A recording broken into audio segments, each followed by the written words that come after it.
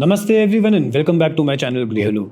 So today we are starting with a brand new series in which I'll try and explain the result of various combinations in your horoscope, the yutis that you are having in your horoscope.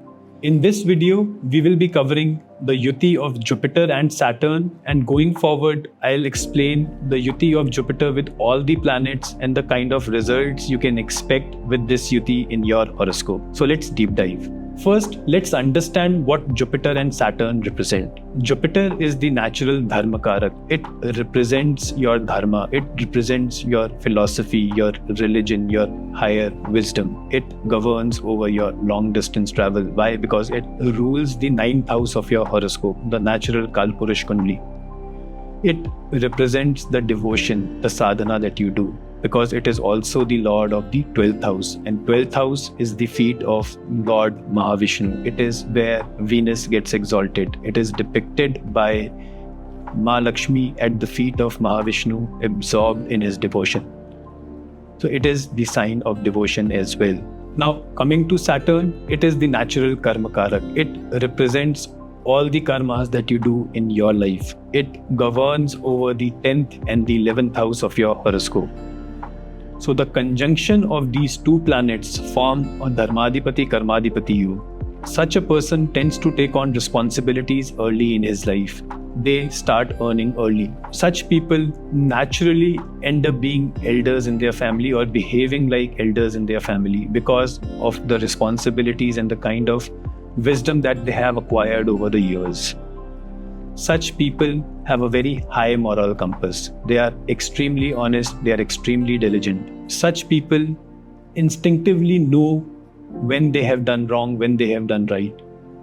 The moment they perform an act, they know within themselves whether it is wrong or right. And they will not deter or detain themselves from apologizing or correcting themselves in case they find they have done anything wrong. Such people have a tendency of delaying things. They can come across as lazy and sluggish because of their I know it all attitude.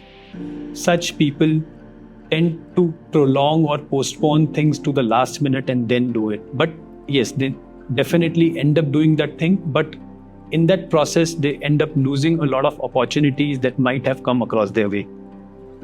Such people are usually self-taught. It is very difficult for them to find a guru early in their life. It is usually the second half of their life in which they shine, they perform all their karmas diligently, and they are able to attain all the wisdom that life has to teach them.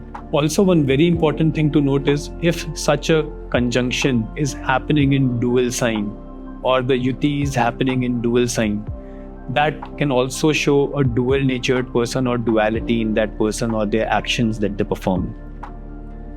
If it is happening in the trik houses of your horoscope, that means there would be health concerns for such a native.